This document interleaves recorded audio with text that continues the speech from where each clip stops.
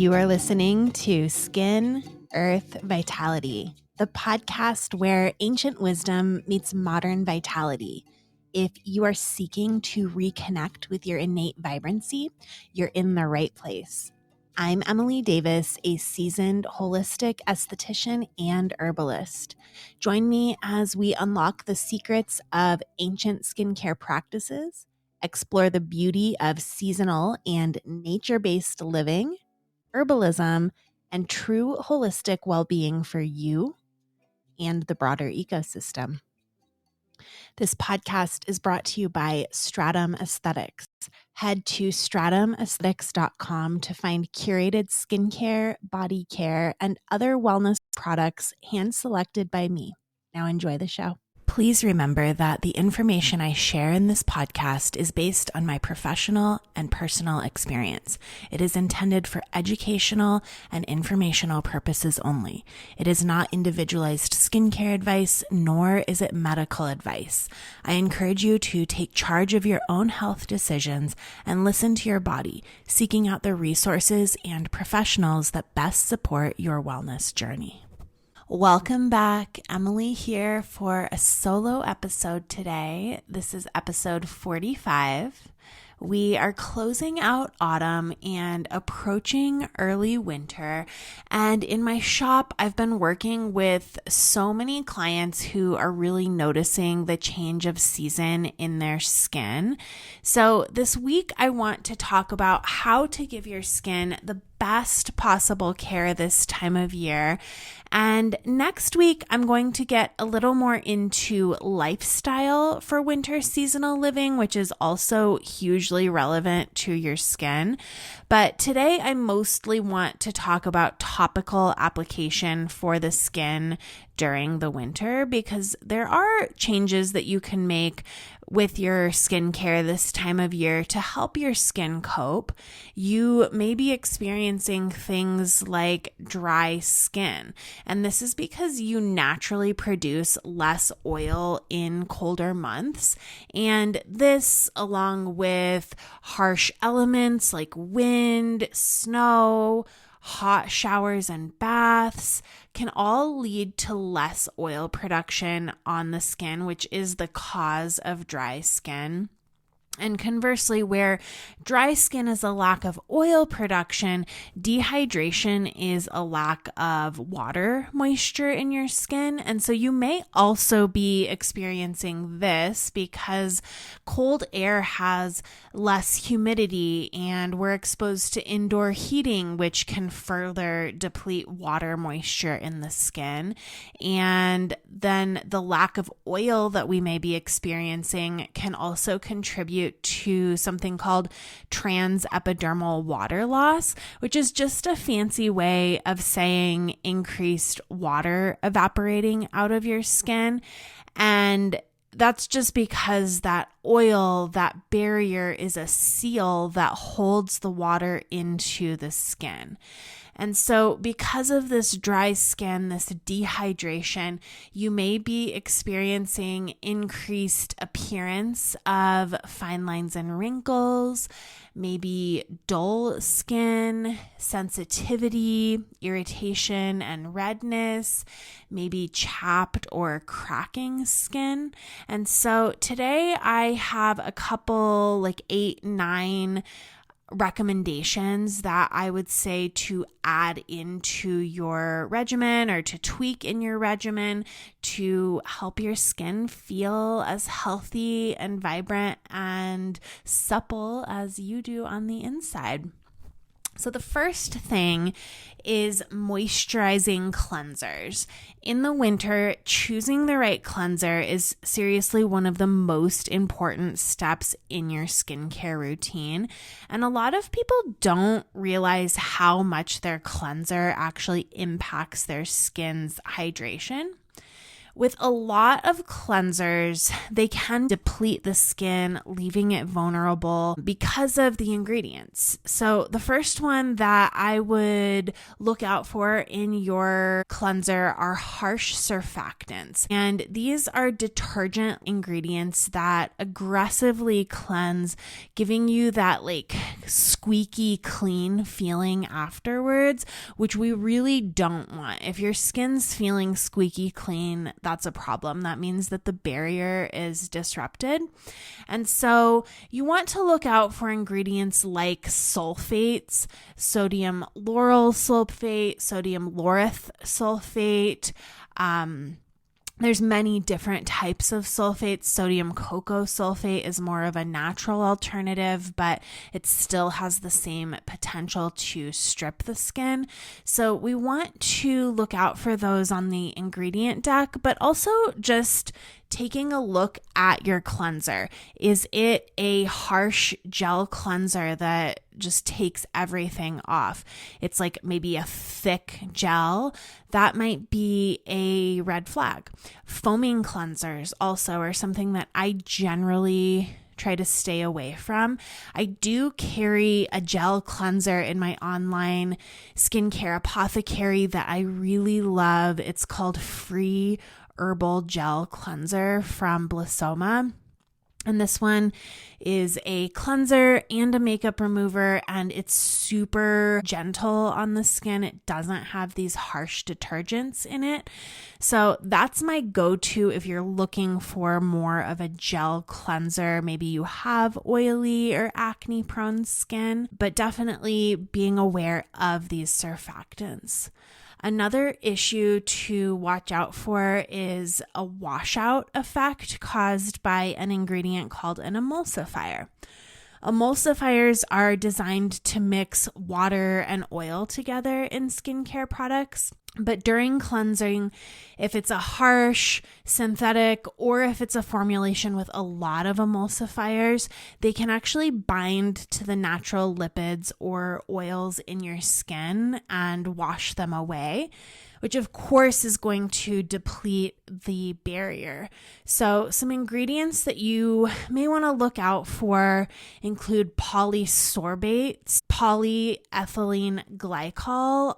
You'll see this on the ingredient deck as a PEG, a PEG, polyoximers, steareth compounds, sorbitane oleate or laurate are some that you want to avoid. You want to look for maybe a cleansing balm or a cleansing milk, or oil cleansers can also be supportive. This is why I love holistic skincare, because they are not going to be formulated with these harsh synthetic emulsifiers. They'll generally be using other emulsifiers like lecithin, which is not as harsh on the skin. Some of my favorite creamy cleansers, the ones that I carry in my shop, include Laurel's Effortless Cleanser. This is the cleanser that made me fall in love with Laurel. It smells like rose and honey, and this is my daily cleanser, and I just love the way it feels on my skin. It's so soothing and calming.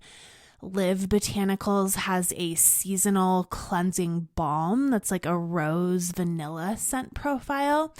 And I love this one because it just melts makeup. I will say that Laurel's Effortless Cleanser is not that great for removing makeup, but the Live Botanicals cleansing balm is amazing for this. And it's just very cooling on the skin. It's very thick and emollient. So I love that one for just a really deeply nourishing cleanser. If you're looking for a cream cleanser and you are more breakout prone, I love Laurel's Support Cleanser. It's a citrus, and then it also has apple cider vinegar, but it's not stingy. It's just very soothing and calming. It's more of a milk cleanser. I don't carry this one in my shop, but the Dr. Hauschka cleansing milk is another favorite of mine. And then Evan Healy has some really beautiful cleansing milks as well. So get yourself a really nourishing cleanser to use. And these can sometimes leave your skin feeling like there's still something there, like almost like there's a moisturizer on the skin still. And that's a good thing. Remember, we want to get away from this squeaky clean feeling. That's like something we've trained our skin to think that it's a good thing, and it's really not. My next tip for the winter is a balm as a moisturizer, or a balm in addition to your moisturizer. So a balm is going to be a solidified oil. It's going to be an oil formulated with some type of a wax. Maybe there's a butter or two in there.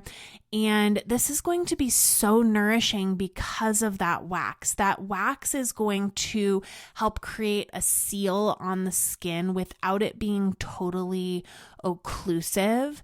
And then it's also going to allow for that oil to hang out on the skin a little bit longer, absorbing more slowly. And that way we're getting the effects of those essential fatty acids, of the antioxidants in the oil, hanging out a little bit longer. I also love it because it is creating that seal. So it's preventing that transepidermal water loss, that water evaporation. And so this is really helpful for anyone who has a compromised barrier, which is so common in the winter. Balms are amazing, but they go hand in hand with my next recommendation, which is to add a hydrosol into your regimen. So a balm on its own, or even an oil on its own as a moisturizer, is not good enough. You need that oil and the water balance in your skin, and a hydrosol is going to complete that partnership. So a hydrosol is a steam distillation from a plant, and it's going to be like a flower water basically. And there are hydrosols for so many more things than just flowers. There's cucumber hydrosol, elderberry hydrosol, you name it, there's a hydrosol for it, and you're getting all of the beautiful benefits of the water components in whatever plant that you're choosing for your hydrosol. But in addition to that, just the water itself is hydrating the skin. So what I'll do with a hydrosol is I will spray my face after cleansing, and then I'll put about like a half of a pea to 3/4 of a pea size of balm into the palm of my hand. And then I'll spray a couple of spritzes of the hydrosol into the palm of my hand. I will mix it together to emulsify it, and then I will put it on the skin.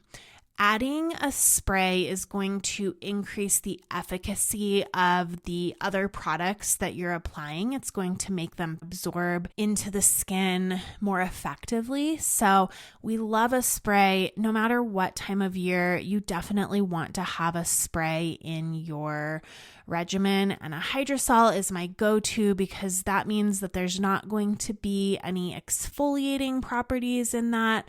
There's not going to be alcohols. It's just the pure plant goodness. I carry a couple of them in my online skincare apothecary, so you can peruse through there. But there's also just so many companies who are making beautiful craft hydrosols. Aromatics International has the widest variety that I've ever seen. That's where I've seen like elderberry hydrosol. They have a yarrow, all of these really cool, unique ones that I don't often see offered through skincare companies. My next recommendation is a really occlusive, hydrating mask. And you could do an overnight mask. I love these. It's basically just like a step up from a moisturizer. In my shop, the product called Lavish from Blissoma is my absolute favorite overnight mask. But I also carry a mask that I love that I wouldn't necessarily wear overnight because it's going to get all over your pillows and in your hair. It is a honey-based mask. but it is from Live Botanicals, and it's called the Tidal Moon Mask. And it's just like all of the Pacific Northwest vibes. It has cedar and rose, and it's a honey base, like I said. And it's just such a beautiful, deeply hydrating mask. And that's my absolute favorite for winter masks. But no matter which one you choose, you just want one that's going to leave your skin feeling just like totally nourished afterwards. Something that's really calming. So anything with ceramides, with oats or oat extract is a beautiful ingredient. Plant butters, mango butter, cocoa butter, things like this can be so nourishing. Ingredients like licorice root extract, marshmallow.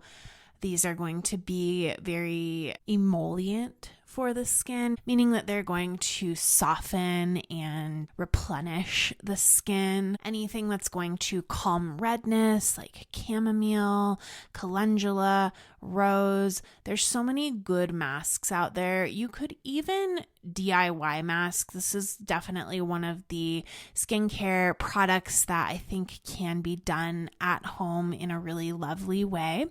I love Greek yogurt for an at-home mask. It's going to give a very gentle exfoliation while hydrating. Powdered coconut milk is a beautiful ingredient. Honey is always a go-to for me. Cacao powder is beautiful. So any type of just like nourishing masks, and masks are amazing for the skin, but they're also just a moment to slow down and show your skin some love. My next recommendation has to do with facial massage. So in the winter, face massage, of course, as all times of year, is a powerful tool to restore and support the skin's natural flow.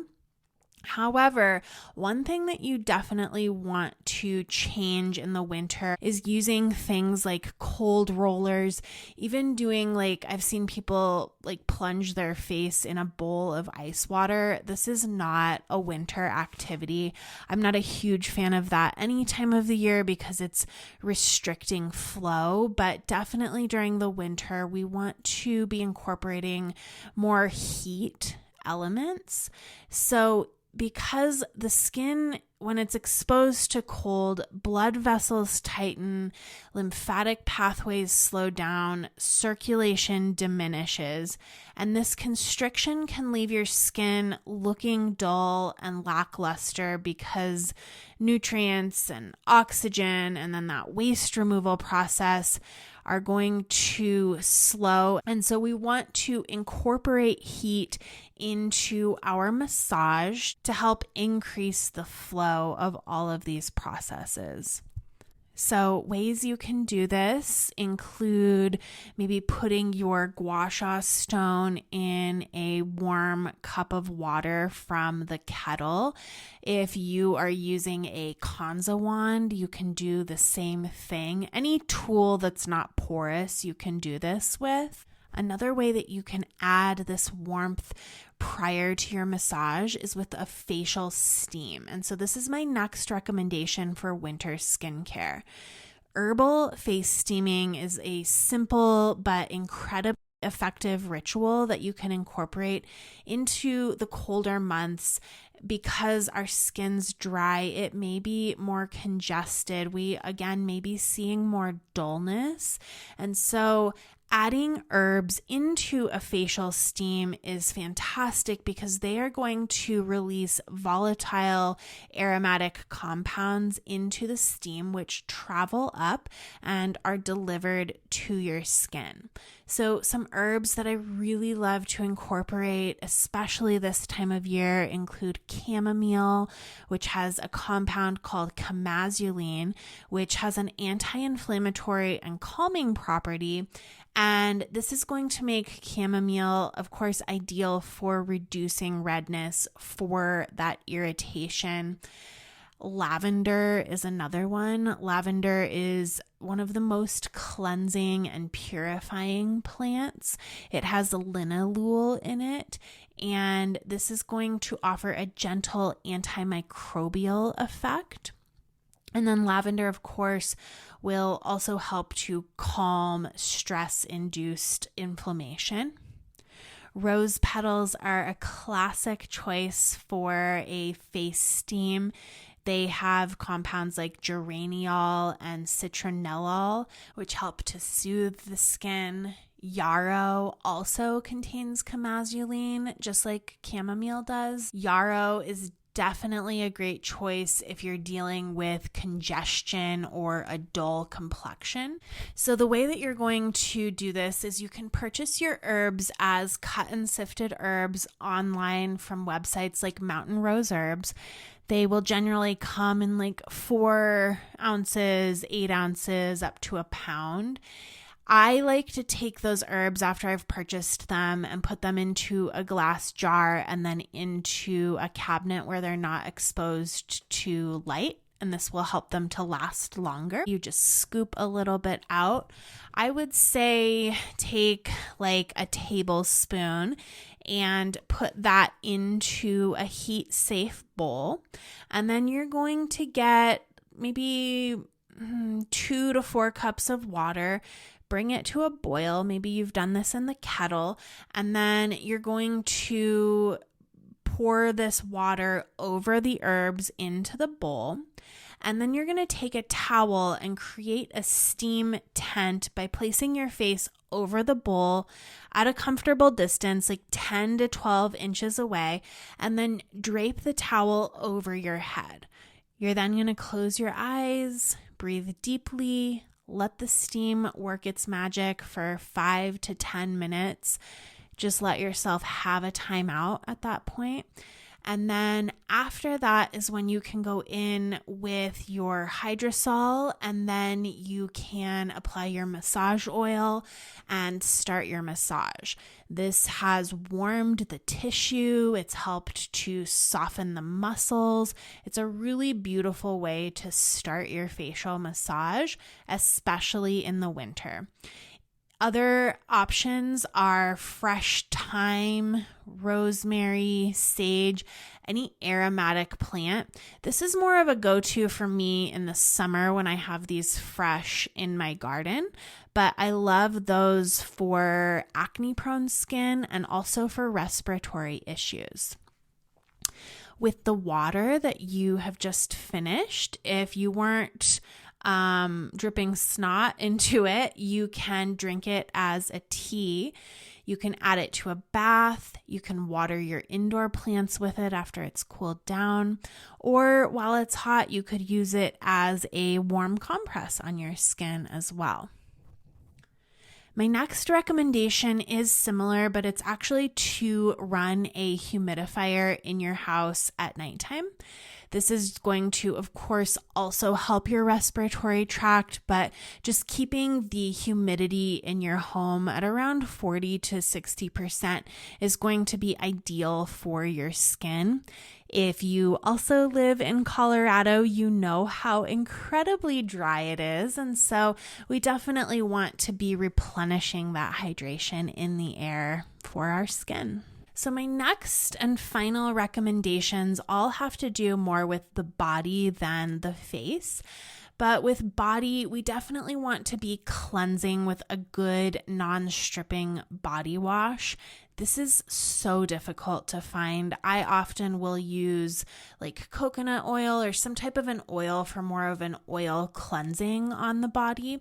And remember, we really don't need to be cleansing like our entire body with these stripping soaps that we find at the grocery store or body washes. We really just need to be cleansing the bits and pits basically. So just remembering like genitals, underarms are really the biggest area that we should be cleansing every day. The rest of our body doesn't necessarily need that. Instead, what I like to do is use Garshana gloves, which I do carry on my website. Garshana gloves are a really gentle form of dry brushing, and they're made with raw silk. It's an Ayurvedic practice, and so you'll take the Garshana gloves and you'll do the dry brushing on your body very slowly and gently this time of year, a couple of days a week. This is going to exfoliate, help to get rid of some of the excess cells on the surface, and then go in with an Abhyanga massage. So this is a warm oil massage for your entire body. All of this is being done prior to getting in the shower. You're going to apply whatever warm oil you choose for your body. I really like a company called Pavani.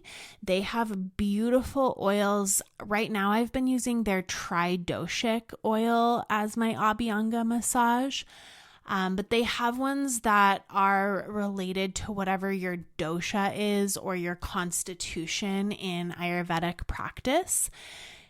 We are in Vata season right now, and when it's late winter, we're going to go into Kapha season.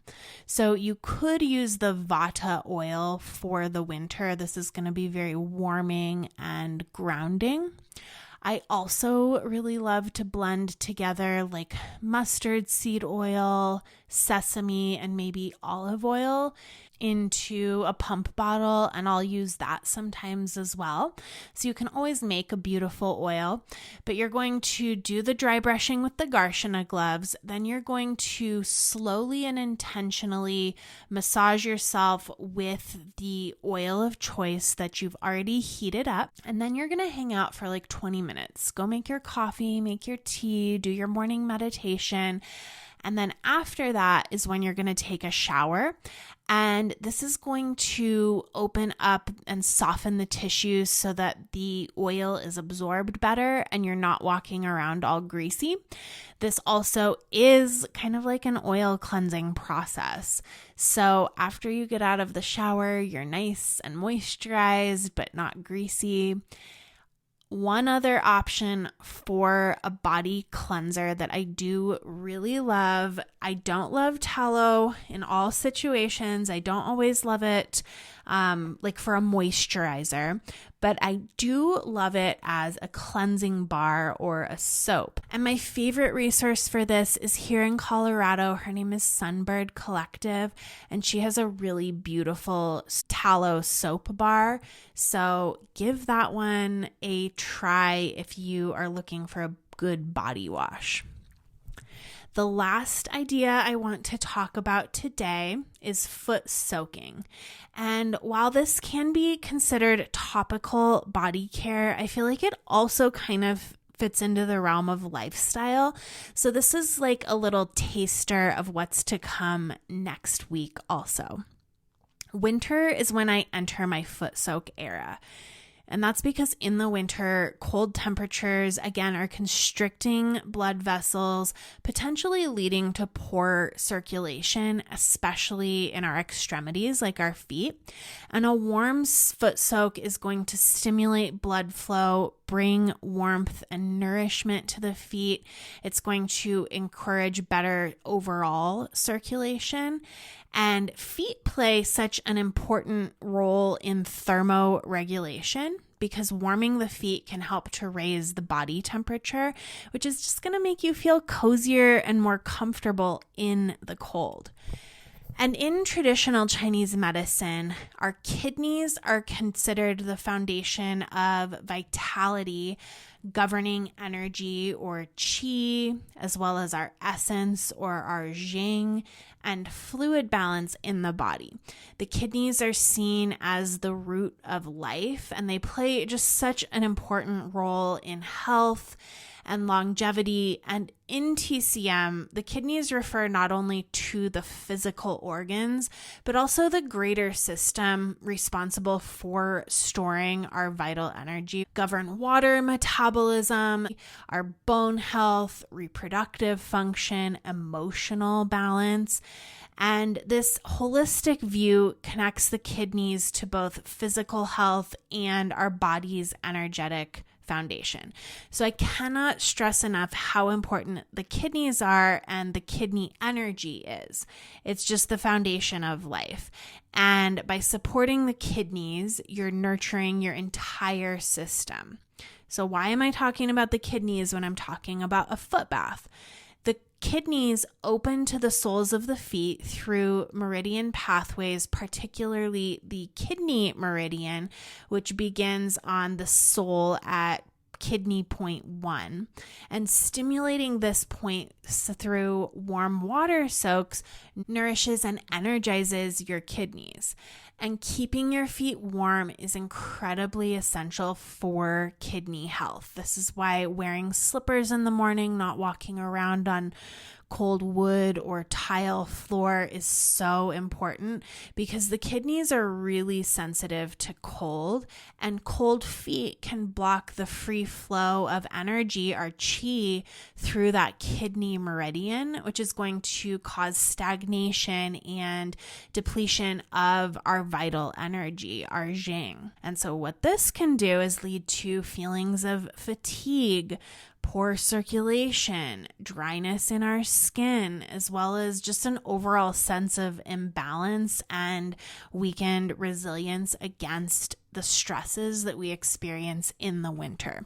So for this reason, warm foot baths, I like to do them at nighttime, are really supportive to your overall well-being.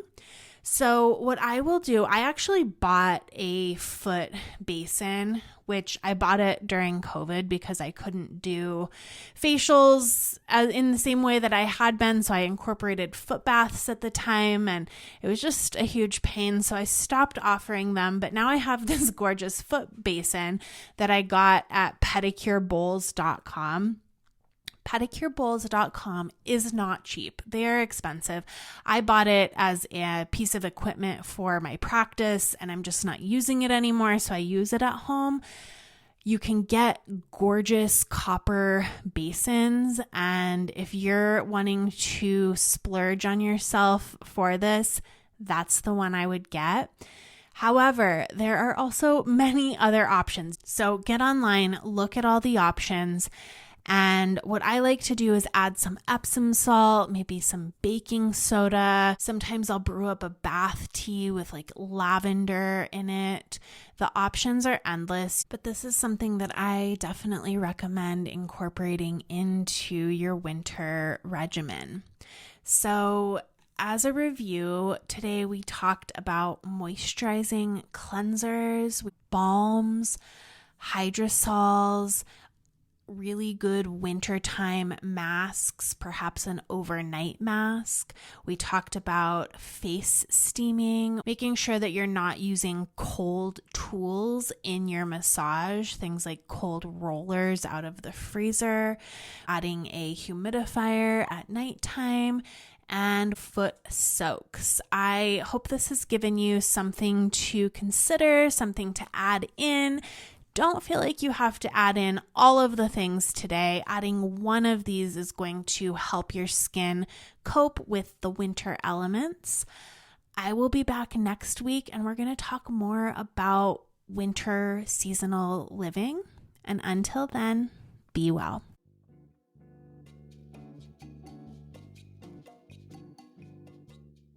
You've been listening to the Skin Earth Vitality Podcast. If you like what you heard today, consider giving me a 5-star rating. It helps other people just like you to find the show. You can shop products and find all of my offerings on my website, stratumaesthetics.com, and follow me on my social channels at Stratum Aesthetics.